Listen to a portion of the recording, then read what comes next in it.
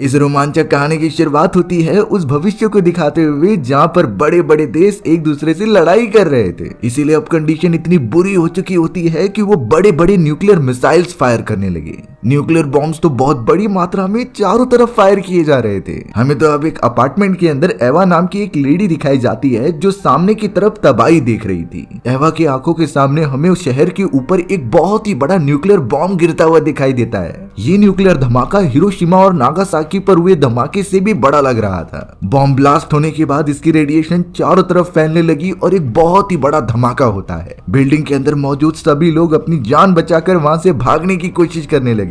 तभी उस जगह पर सैम नाम का एक लड़का आ जाता है जो एवा का बॉयफ्रेंड हुआ करता था। सैम एवा को वहां से लेकर बाकी लोगों के साथ दूर भागने लगा क्योंकि जल्द से जल्द ये बिल्डिंग भी गिरने वाली है। अगर वो सभी यहाँ से नहीं निकले तो मारे जाएंगे। पर डिस्ट्रक्शन के कारण बिल्डिंग के निकलने वाले दरवाजे पूरी तरीके से बंद हो चुके थे। एवा और सैम कुछ समझ नहीं पाते कि वो मेन डोर से कैसे बाहर निकले, तो वो दूसरी तरफ जाने लगे। उन लोगों के साथ अब कुछ और लोग मिल जाते हैं जो बाहर निकलने का दूसरा रास्ता ढूंढने लगे। अब यहाँ ट्रैवल करते हुए वो सभी बेसमेंट के एक दरवाजे तक पहुँचते हैं। बेसमेंट का दरवाजा वो खोलकर अंदर जाने की कोशिश तो कर रहे थे, लेकिन अंदर पहले से ही एक आदमी मौजूद था और वो आदमी इन सभी को रोक रहा होता है ताकि कोई भी अंदर ना आ सके। लेकिन एवा, सैम और उसके साथ मौजूद कई लोगों की क्वांटिटी ज्यादा थी तो वो दरवाजा खोलकर अंदर घुस जाते हैं। अंदर की तरफ जो आदमी मौजूद था उसका नाम मिकी होता है। मिकी इस पूरे बिल्डिंग की साफ सफाई का काम करने वाला आदमी था। मिकी को जब पता चला कि न्यूक्लियर धमाका हो चुका है तो उसने तुरंत ही दरवाजे बंद किए और वहां पर टेप लगाना स्टार्ट कर दिया, जिससे कि कोई भी रेडियो एक्टिव डस्ट अंदर ना आ पाए। पूरी बिल्डिंग एकदम से गिर रही थी और बहुत लोग इससे काफी ज्यादा डर जाते हैं। बेसमेंट के अंदर टोटल 8 लोग सरवाइव करके बैठे हुए थे। मिकी अब उन सभी को बता देता है कि चारों तरफ रेडिएशन फैल चुका है और अगर इस सिचुएशन में कोई भी इस बंकर से बाहर जाएगा तो उसकी बॉडी गल जाएगी, क्योंकि यहाँ पर पता चला कि मिकी को किसी न किसी रीजन से पता था कि ये न्यूक्लियर धमाका होगा और इसकी रेडिएशन चारों तरफ फैलेगी और इसके लिए वो पहले से ही प्रिपेयर था। इस बंकर में आकर उसने अपने लिए थोड़े रिसोर्सेज जमा करके रखे थे, इसी वजह से वो बाकी लोगों को अंदर नहीं आने दे रहा था। पर अब मिकी को इन सभी के साथ ही आगे बढ़ना पड़ेगा। उन सभी लोगों में तो जॉश और एड्रियन नाम के 2 भाई मौजूद थे। जॉश का एक दोस्त बॉबी भी होता है जो पूरी तरीके से साइको था। डेल नाम का एक और आदमी भी इसी बिल्डिंग से ही बिलोंग करता था। वहाँ पर तो सिर्फ एक ही लेडी होती है जिसका नाम मैरी होता है और उसकी एक बेटी वेंडी भी मौजूद थी। वेंडी इन सारी चीजों से बहुत ही ज्यादा डरी हुई होती है क्योंकि उसने ये एक्सपीरियंस कभी नहीं किया और वेंडी बार बार यही कह रही होती है कि मुझे बाहर जाना है। पर मिकी उसे आकर समझाने लगा कि अगर तुम बाहर गई तो बहुत बुरी तरीके से मारी जाओगी। मैरी मिकी के ऊपर डांट रही होती है क्योंकि बच्ची को ये सब बोलना बहुत बुरा है। मिकी ने सभी लोगों को इंस्ट्रक्शंस दे दिए कि जैसा मैं बोलूंगा उसी हिसाब से हमें काम करना होगा और उसने पहले ही इन्फॉर्म करके रखा था कि उसके कमरे में कोई भी नहीं जाएगा। मिकी के पास जो भी बची हुई खाने की चीजें मौजूद थी वो इक्वली सब में डिवाइड करता है, जिससे कि वो सभी ज्यादा समय तक सरवाइव कर पाए। डेल नाम का वो आदमी तो लगातार रेडियो से किसी से कांटेक्ट करने की कोशिश करता है जो यहाँ आकर उन्हें रेस्क्यू करे। धीरे धीरे जैसे दिन बीतते जा रहे थे सभी का पेशेंस लेवल कम होता जाता है, खास करके जॉश और उसके दोस्त बॉबी का। वो इस बात से बहुत ज्यादा गुस्सा थे क्योंकि मिकी उनका लीडर बनने की कोशिश कर रहा था और आज तक उन लोगों ने किसी के अंडर काम ही नहीं किया होता। इसीलिए अब जॉश और बॉबी ने डिसाइड किया कि वो इस रूम से बाहर निकल जाएंगे और बिल्डिंग के दूसरी तरफ जाकर चेक करेंगे कि रेडिएशन फैला भी है कि नहीं। वो दोनों तो चले गए थे दरवाजा ओपन करने के लिए, लेकिन मिकी उसी जगह पर अपनी कुल्हाड़ी लेकर आ जाता है और सीधा उनके ऊपर हमला करने की कोशिश करता है, क्योंकि मिकी को अंदाजा था कि अगर दरवाजा ओपन किया गया तो रेडिएशन चारों तरफ फैल जाएगी और इस रेडिएशन से बच पाना बहुत ही ज्यादा मुश्किल है। मिकी के हाथ में जानलेवा कुल्हाड़ी देखने के बाद जॉश और बॉबी दूसरी तरफ आ जाते हैं। उन दोनों ने तो उसके बाद दरवाजा ओपन करने की हिम्मत ही नहीं की। मिकी तो उन्हें फिर से समझाता है कि ये न्यूक्लियर धमाका हिरोशिमा और नागासाकी पर हुए धमाके से कई गुना ज्यादा है और उसने स्टडी की है जिस तरीके से वहाँ के लोग रेडिएशन में आकर मारे जा रहे थे। तो उन लोगों को अगर जिंदा रहना है तो मिकी के बनाए गए प्लान के अकॉर्डिंग ही चलना पड़ेगा। सभी ये बात एक्सेप्ट करते हुए मिकी की बातें मानने लगे थे। उस बंकर में रहते हुए उन्हें कितना टाइम हो गया और अभी कितना समय चल रहा था ये बात किसी को भी नहीं पता, लेकिन फिर भी वो सारे लोग एकजुट होकर अपनी जिंदगी काटते जा रहे थे। वो सभी किसी भी तरीके से अपनी जिंदगी वहाँ पर काटते जा रहे थे। लेकिन एक दिन मैरी की बेटी वेंडी बहुत ज्यादा फ्रस्ट्रेट हो जाती है। उसने बाकी सभी से कहा कि मुझे वापस बाहर जाना है जहाँ सारे दोस्त मौजूद हैं। लेकिन एवा वेंडी को समझाती है कि सारी चीजें ठीक हो जाने के बाद हम अपने घर वापस लौट जाएंगे, तब तक के लिए हमें पेशेंस रखना होगा और सावधानी से काम लेना होगा। वहीं हमें जॉश को दिखाया गया जो कि मिकी द्वारा दिए गए कैन फूड की बेइज्जती कर रहा था, क्योंकि जब से वो यहाँ पर आए हैं तब से ही उन्हें कैन फूड खाने के लिए मिल रहा है। जॉश और बॉबी तो लगातार मिकी को ही दोष देने लगे थे क्योंकि उसका खाना बेकार है, पर यहाँ मिकी को बहुत गुस्सा आ जाता है क्योंकि एक तो उसने यहाँ पर इन सभी को रहने के लिए दिया,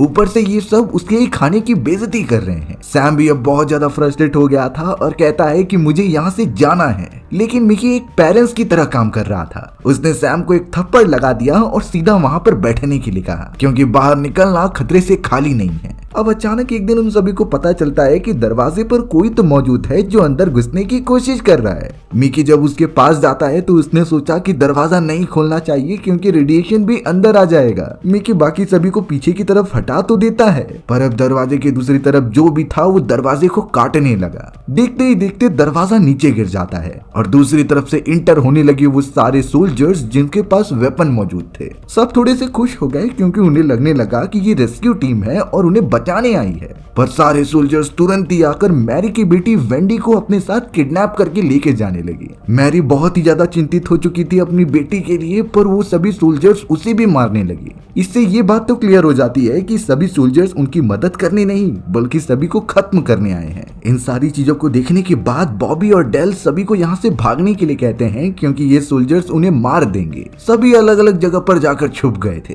कई सोल्जर्स तो वहाँ पर मौजूद पानी और खाने पीने के रिसोर्सेस लेकर जाने लगे और बाकी गन लेकर उन सभी को ढूंढने लगे होते हैं। सबसे पहले सोल्जर्स को एवा मिल चुकी थी और उन्होंने उसके ऊपर गन पॉइंट भी कर दिया था, लेकिन पीछे से बॉबी आकर उसके ऊपर हमला कर देता है और उसे मारकर बेहोश कर देता है। वहीं दूसरी तरफ हमें मिकी को दिखाया गया जिसके ऊपर एक सोल्जर बार बार गोलियां चला रहा था, पर मिकी के पास एक नुकीला वेपन होता है जिसकी मदद से उसने सोल्जर को जान से मार दिया और उसके हथियार को अपने पास रख लिया होता है। बचा हुआ एक सोल्जर तो उस कमरे में चला गया होता है जहाँ जॉश, एड्रियन और डेल मौजूद थे। वो अंधाधुंध सभी के ऊपर गोलियां चलाता है जिससे कि सभी मर जाएं और बाहर निकले, लेकिन इससे पहले पीछे से मिकी आ चुका था। मिकी के पास भी वेपन होता है जिससे कि उसने उसी सोल्जर के ऊपर फायर किया और सोल्जर वहीं मर जाता है। मिकी तुरंत ही जाकर सबसे पहले दरवाजे को बंद कर रहा था क्योंकि इस तरीके से तो और भी सारे सोल्जर्स यहाँ पर आ जाएंगे। खतरा टलने के बाद सभी जब बाहर निकलते हैं तो ये पता चला कि एड्रियन को गोली लग चुकी है और वो बहुत ज्यादा घायल है। सभी लोग तो एड्रियन का ट्रीटमेंट करने लगे जितने भी इक्विपमेंट्स उनके पास मौजूद थे।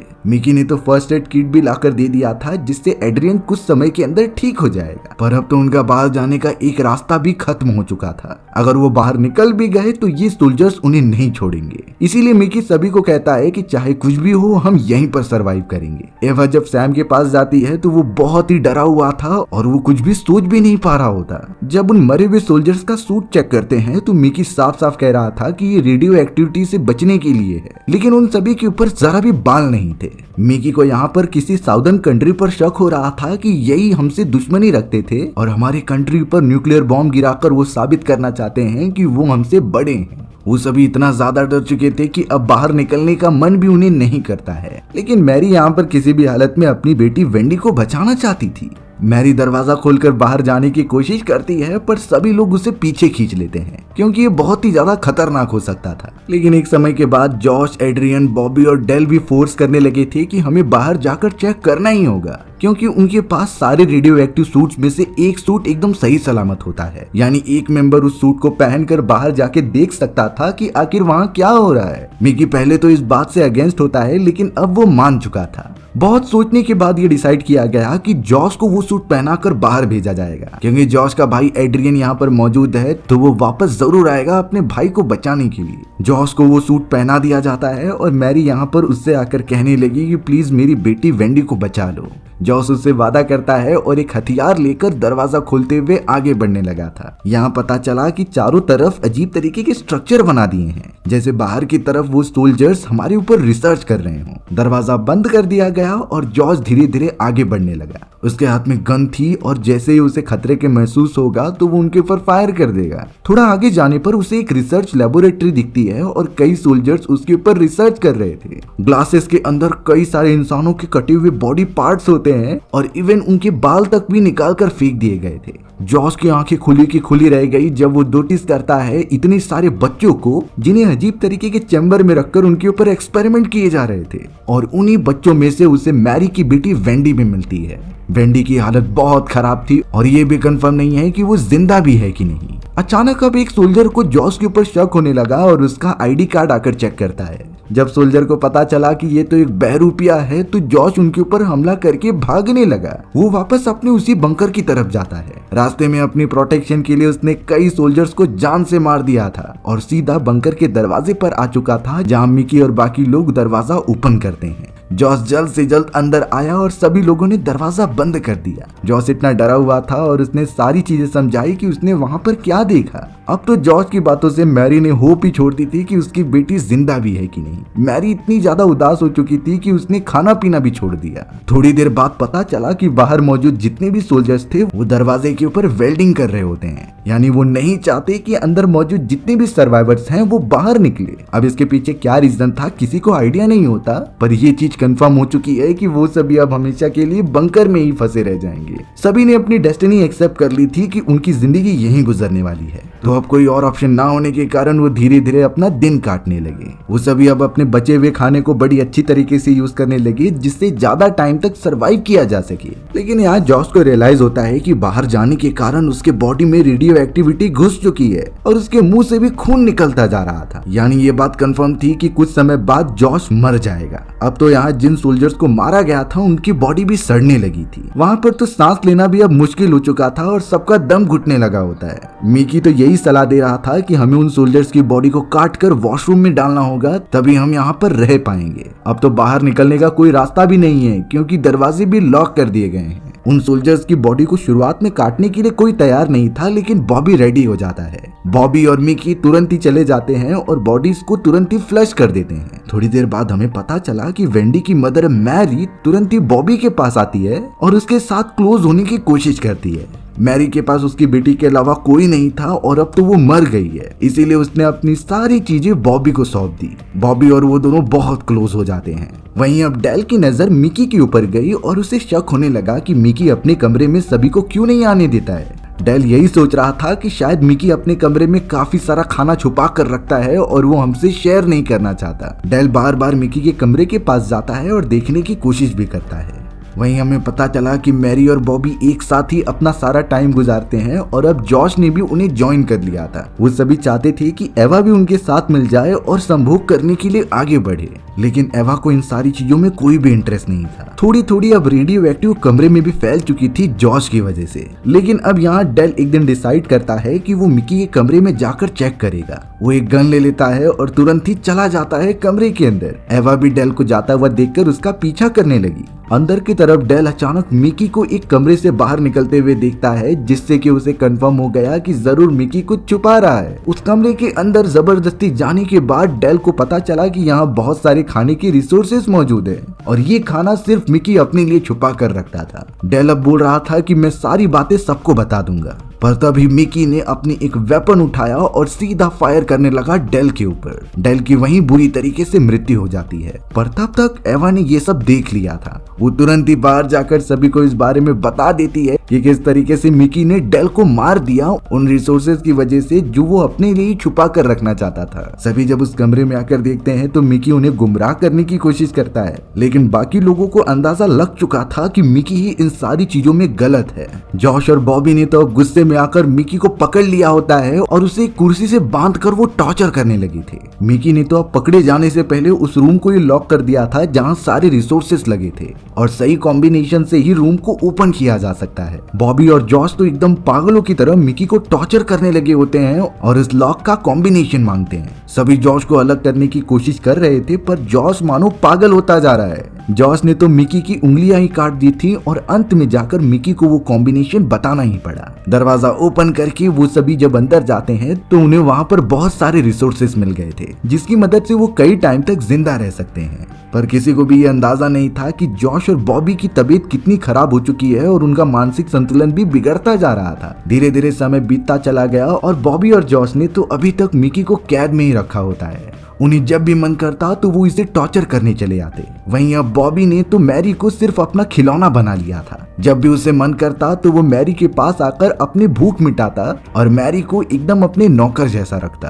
धीरे धीरे उन सभी के ऊपर भी रेडियो एक्टिविटी असर करने लगी थी और वो सभी बीमार पड़ जाते हैं। जॉश और बॉबी की नजर तो एवा पर भी थी, लेकिन एवा ने अभी तक हार नहीं मानी होती। एवा को मैरी के ऊपर बहुत तरस आता है, लेकिन मैरी बोलने लगी कि मेरी बेटी के मरने के बाद मेरा इस दुनिया में कोई भी नहीं है और मैं अच्छी तरीके से जीना भी नहीं चाहती। एवा बहुत ही ज्यादा रूठ जाती है और सीधा दरवाजे के पास जाकर ठोकने लगती है। सैम तुरंत ही वहां पर आकर एवा को संभाल रहा था क्योंकि यहाँ से बाहर निकलने का कोई तो रास्ता होगा ही, लेकिन सच्चाई सभी को पता थी कि वो यहाँ पर अब फंस चुके हैं। अब सैम एवा को समझाते हुए उसके क्लोज जाने की कोशिश करता है, लेकिन एवा ऐसा बिल्कुल नहीं करना चाहती थी क्योंकि वो एड्रियन से प्यार करने लगी होती है। वही एड्रियन जो शुरुआत में उसके कंधे पर चोट लगी थी। वो सारा खाना अब जॉश और बॉबी ने अपने अंडर ले लिया होता है और सभी को थोड़ा थोड़ा प्रोवाइड करते हैं। एवा जब उनसे खाना मांगने के लिए जाती है तो जॉश और बॉबी ने कहा कि हमारे साथ तुम मिल जाओ और हमारी भूख मिटाओ, जिससे कि वो तुम्हें खाने की क्वांटिटी ज्यादा देंगे। एवा को ये मंजूर नहीं था, इसीलिए वो वहाँ से जितना खाना मिलता है वो लेकर जाने लगी। उसने तो घायल पड़े हुए मिकी को भी थोड़ा पानी पीने के लिए दिया। उस मोमेंट पर मिकी एवा को बताता है कि मेरे एक कमरे के ड्रॉअर में एक गन रखी हुई है जिसे तुम लेकर जॉश और बॉबी को मार के खाने पर कब्जा कर सकती हो। लेकिन एवा को कहीं न कहीं मिकी के ऊपर शक हो रहा था। एवा तो ये सारी बातें जाकर सैम को बताती है और डिस्कस करती है, पर सैम यही कह रहा था कि जॉश और बॉबी से पंगा लेना मतलब मौत को चेतावनी देना है। अगर हम उनके अगेंस्ट हो गए तो हमें भी मरना पड़ेगा। इसी वजह से सैम काफी डरा हुआ था और एवा को भी कुछ भी ना करने के लिए कहता है। अब हमें दूसरी तरफ दिखाया गया जहां सारे लोग बैठकर ट्रूथ एंड डेयर खेल रहे थे। जॉश तो अब एवा से ट्रूथ पूछने लगा कि आखिरकार तुम सैम से प्यार करती हो या फिर एड्रियन से। एवा सिंपली कहती है कि मैं सैम से प्यार करती हूँ, लेकिन जॉश और बॉबी का मानना था कि सैम तो एक मेल है ही नहीं, उसके अंदर जरा भी हिम्मत नहीं है। तो सैम को डेयर दिया जाता है कि वो जाकर एक बॉडी को काट दे, जो कि वो बिल्कुल भी कर नहीं पाता। ये सारी चीजें इतनी डार्क हो चुकी थी कि एवा को बहुत ज्यादा गुस्सा आने लगता है। एवा तो सैम को लेकर दूसरे कमरे में चली गई और उन्हें खाना भी देना बंद कर देते हैं। धीरे धीरे अब रेडियो एक्टिविटी का असर इतना बढ़ गया था कि सभी के बाल झड़ने लगे। जॉश, बॉबी और एड्रियन ने तो अपने बाल काट दिए होते हैं, जिससे कि उनका स्ट्रक्चर एकदम अजीब हो गया था। वहीं बॉबी खुद को लड़की समझ रहा होता है और लेडीज की तरह ही मेकअप करने लगा था। इससे हमें पता चल रहा होता है कि यहाँ इतने समय तक कैद रहने के कारण उनके दिमागी संतुलन कितना बिगड़ चुका है। एवा को सबसे चौंकाने वाली बात ये पता चली कि बॉबी और जॉश ने मैरी की जान ले ली है और एवा को लग रहा था कि अंत में उसकी भी हालत ऐसी ही होगी। इसीलिए वो सैम के पास जाकर बोलने लगी कि हमें वो गन लेकर इन्हें मारना ही होगा। मिकी यहाँ एवा को बताता है कि यहाँ से बाहर निकलने का तरीका मौजूद है, जो कि है वॉशरूम के रास्ते से। अगर हम वहाँ पर मौजूद शीट को पार करते हुए आगे निकल जाए तो बाहर निकल सकते हैं। एवा चली गई बॉबी का ध्यान भटकाने के लिए और सैम गन ले लेता है। जब ये सारी चीजें जॉश और बॉबी को पता चली तो वो सैम के पास आकर गन छीनने की कोशिश करते हैं। सैम के पास भले ही गन मौजूद थी, लेकिन चलाने की हिम्मत नहीं होती। इसी वजह से बॉबी तुरंत ही सैम से वो गन लेता है और उसे शूट करके मार देता है। एवा ये अपनी आंखों से नहीं देख पा रही थी, इसीलिए उसने तुरंत ही कांच का एक टुकड़ा उठाया और बॉबी को भी मार दिया। एवा ने मिकी को भी छुड़ा लिया होता है और इसके साथ ही वो दूसरी तरफ जाने लगे, पर अभी भी उनके पीछे जॉश था। मिकी ने अच्छा मौका देखा और सीधा उसी गन से जॉश को भी गोली मार दी। जॉश ने तो मरने से पहले वहां पर आग लगा दी थी, जिससे वो आग चारों तरफ बढ़ने लगी। मिकी के पास एक ही रेडियो एक्टिव शूट होता है, जिसे कि वो एवा को दे रहा था और कहता है कि तुम इसे पहनकर निकल जाओ। एवा ने उस मोमेंट पर अपने बारे में सोचा और तुरंत ही रेडियो एक्टिव सूट पहनती है और शिट वाले के रास्ते से बाहर निकलने लगती है। सैम और मिकी वहीं पर फंसे रह गए थे, यानी उनका मरना तय था। एवा कुछ देर तक एकदम स्ट्रगल करते हुए आगे पहुंची और बाहर निकल जाती है, पर उसने जो देखा उसकी आंखें खुली की खुली रह गई। चारों तरफ से डिस्ट्रक्शन का माहौल था और कोई भी इंसान या फिर जानवर दिखाई नहीं दे रहे होते। सारी चीजें तबाह हो चुकी थी और एवा के पास भी बचने का कोई रास्ता नहीं था। एवा ने अपनी डेस्टिनी एक्सेप्ट कर ली कि उसका अंत भी पास आ चुका है और ये डरावनी कहानी भी यहीं खत्म हो गई। सो व्यूअर्स, आपको ये स्टोरी कैसी लगी कमेंट सेक्शन में बताना भूलना मत। और अगर आपको मेरा एक्सप्लेनेशन 1% भी अच्छा लगा होगा ना, वीडियो को लाइक एंड चैनल को सब्सक्राइब जरूर कर देना। मिलते हैं इसी तरीके की मजेदार वीडियोस में, तब तक के लिए बाय बाय।